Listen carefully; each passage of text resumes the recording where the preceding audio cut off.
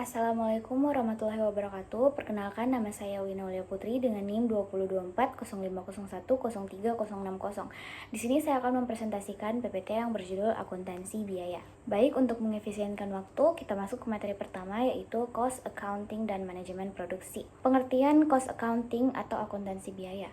Akuntansi biaya berperan penting dalam menghitung, menganalisis, dan mengendalikan biaya produksi agar perusahaan dapat beroperasi secara efisien. Tujuan Cost Accounting yaitu penentuan harga pokok, perencanaan dan pengendalian biaya, penentuan laba jangka pendek, dan juga dasar pengambilan keputusan. Kemudian, manajemen produksi.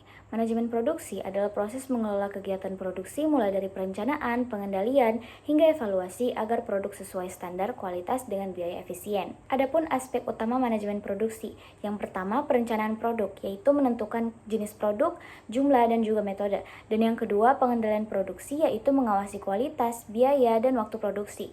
Yang ketiga manajemen sumber daya, yaitu mengelola bahan baku, tenaga kerja, dan juga teknologi. Dan yang keempat yaitu evaluasi dan peningkatan, yaitu manufacturing method untuk efisiensi. Adapun manfaat manajemen produksi yaitu yang pertama, efisiensi biaya, dan yang kedua itu peningkatan kualitas produk, yang ketiga daya saing tinggi, dan yang keempat atau yang terakhir itu keberlanjutan dan inovasi. Kita masuk ke materi yang kedua, yaitu konsep biaya dan sistem informasi akuntansi biaya. Biaya adalah semua pengorbanan maupun uang, tenaga, aset untuk dapat barang atau jasa. Tujuannya dalam akuntansi manajemen itu untuk perencanaan, pengendalian, pengambilan keputusan, dan pelaporan dan evaluasi. Nah, fungsi biaya ini sebagai alat ukur kinerja, menunjukkan masalah, atau apabila terjadi pemborosan, membantu keputusan, mengontrol kegiatan, menilai kerja, dan memotivasi karyawan agar lebih efisien. Kemudian ada klasifikasi biaya. Klasifikasi biaya ini sistem untuk mengumpulkan, mencatat, dan mengolah data biaya. Tujuannya agar kita bisa menentukan harga pokok produksi, mengendalikan biaya, dan juga membantu pengambilan keputusan. Baik, kita masuk ke materi yang ketiga, yaitu Cost Behavior Analysis. Cost Behavior Analysis adalah analisis untuk mengetahui bagaimana biaya berubah sesuai tingkat aktivitas, mau produksi ataupun penjualan. Nah, tujuannya itu untuk memprediksi biaya, membantu perencanaan dan anggaran, dan mendukung keputusan manajemen. Kemudian kita masuk ke materi yang keempat, yaitu Cost System dan Cost Accumulation. Sistem biaya adalah metode atau prosedur yang digunakan perusahaan untuk mengumpulkan, mencatat, mengelompokkan, dan mengalokasikan biaya produksi barang atau jasa. Adapun komponennya yaitu identifikasi biaya, klasifikasi biaya, alokasi biaya, dan juga pelaporan biaya. Akumulasi biaya. Akumulasi biaya adalah proses mengumpulkan seluruh biaya yang terjadi selama produksi dalam satu periode tertentu. Apa pentingnya sistem biaya dan akumulasi biaya?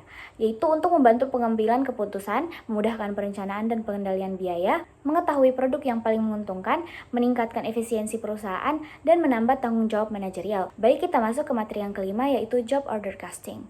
Job order costing adalah sistem penentuan biaya produksi berdasarkan pesanan, di mana setiap pesanan itu dicatat secara terpisah, tujuannya untuk menentukan harga pokok dan profitabilitas setiap pesanan.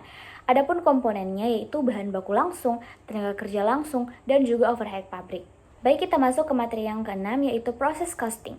Proses costing adalah metode penentuan harga pokok produksi dengan mengumpulkan biaya berdasarkan proses atau departemen produksi. Adapun karakteristiknya yaitu produksi terus-menerus, produk seragam, biaya dikumpulkan per proses, menggunakan ekuivalen, dan juga perhitungan biaya dilakukan periodik. Baik, kita masuk ke materi yang ketujuh, yaitu yang terakhir, joint product dan byproduct. Joint product adalah dua produk atau lebih yang dihasilkan secara bersamaan dari satu proses produksi dengan nilai ekonomis. Sedangkan byproduct adalah produk sampingan yang dihasilkan bersama produk utama tetapi memiliki nilai ekonomis yang rendah. Adapun karakteristik joint product yaitu diproduksi bersamaan dari proses yang sama, menggunakan biaya bersama, nilai jual relatif setara, dan memerlukan alokasi biaya. Kemudian karakteristik byproduct itu nilai jual lebih rendah, hasil tambahan, bukan tujuan utama, dan juga bisa dijual langsung atau diproses lagi. Sekiranya itu saja materi yang dapat saya sampaikan, kurang lebihnya mohon dimaafkan. Wabillahi taufiq wal hidayah. Wassalamualaikum warahmatullahi wabarakatuh.